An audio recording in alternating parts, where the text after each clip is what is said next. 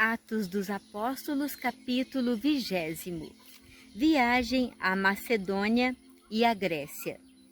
Depois que cessou o tumulto, Paulo convocou os discípulos, fez-lhes uma exortação, despediu-se e pôs-se a caminho para ir à Macedônia.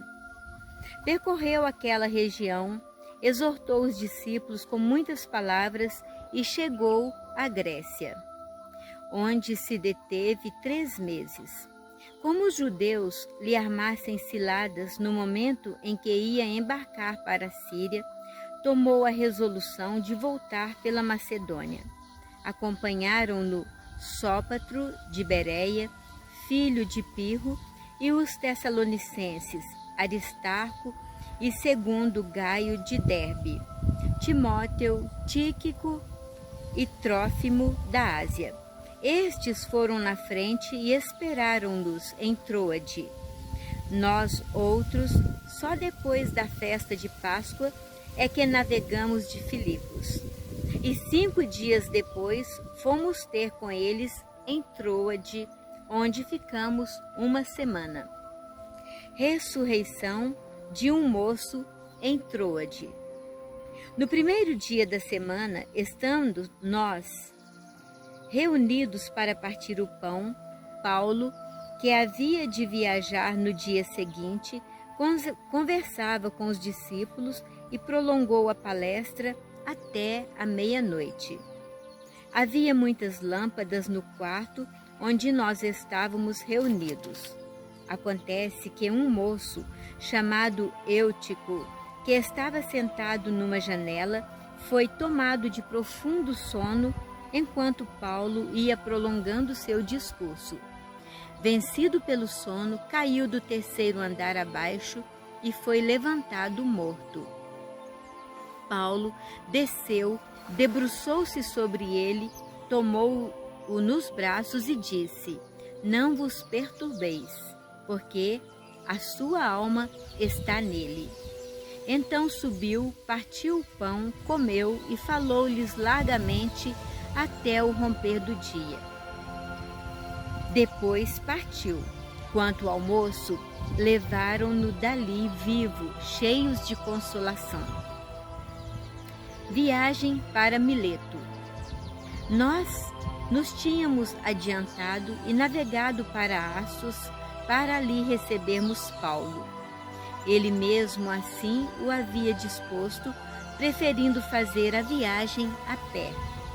Reuniu-se a nós em Assos, e nós o tomamos a bordo e fomos a Mitilene. Continuando dali, sempre por mar, chegamos no dia seguinte defronte de Quios. No outro dia, chegamos a Samos e um dia depois estávamos em Mileto. Paulo havia determinado não ir a Éfeso, para não se demorar na Ásia, pois se apressava para celebrar, se possível em Jerusalém, o dia de Pentecostes. Prédica de Paulo aos anciãos de Éfeso. Mas de Mileto mandou a Éfeso chamar os anciãos da igreja. Quando chegaram, e estando todos reunidos, disse-lhes: "Vós sabeis de que modo sempre me tenho comportado para convosco, desde o primeiro dia em que entrei na Ásia. Servi ao Senhor com toda a humildade, com lágrimas e no meio das provações que me sobrevieram pelas ciladas dos judeus. Vós sabeis como não tenho negligenciado, como não tenho ocultado coisa alguma que vos podia ser útil. Preguei e vos instruí publicamente e dentro de vossas casas. Preguei aos judeus e aos gentios a conversão a Deus e a fé em nosso Senhor Jesus. Agora, constrangido pelo Espírito, vou a Jerusalém, ignorando a sorte que ali me espera. Só sei que, de cidade em cidade, o Espírito Santo me assegura que me esperam em Jerusalém cadeias e perseguições.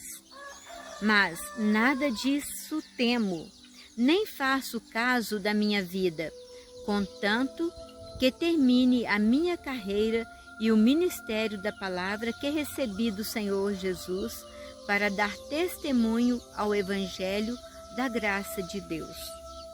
Sei agora que não tornareis a ver a minha face todos vós, por entre os quais andei pregando o reino de Deus. Portanto, hoje eu protesto diante de vós que sou inocente do sangue de todos, porque nada omiti do anúncio que vos fiz dos desígnios de Deus.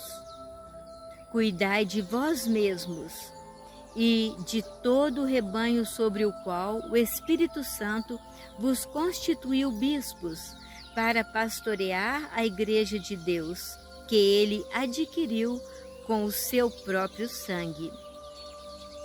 Sei que depois da minha partida se introduzirão entre vós lobos cruéis que não pouparão o rebanho. Mesmo dentre vós surgirão homens que hão de proferir doutrinas perversas, com o intento de arrebatarem após si os discípulos. Vigiai. Lembrai-vos, portanto, de que por 3 anos não cessei, noite e dia, de admoestar com lágrimas a cada um de vós. Agora eu vos encomendo a Deus e a palavra de sua graça, àquele que é poderoso para edificar e dar a herança com os santificados. De ninguém cobicei prata, nem ouro, nem vestes. Vós mesmos sabeis, estas mãos proveram as minhas necessidades e as dos meus companheiros. Em tudo vos tenho mostrado que assim, trabalhando, convém acudir os fracos e lembrar-se das palavras do Senhor Jesus, porquanto ele mesmo disse: é maior felicidade dar que receber. A essas palavras ele se pôs de joelhos a orar. Derramaram-se em lágrimas e lançaram-se ao pescoço de Paulo para abraçá-lo, aflitos, sobretudo pela palavra que tinha dito: já não vereis a minha face. Em seguida, acompanharam-no até o navio.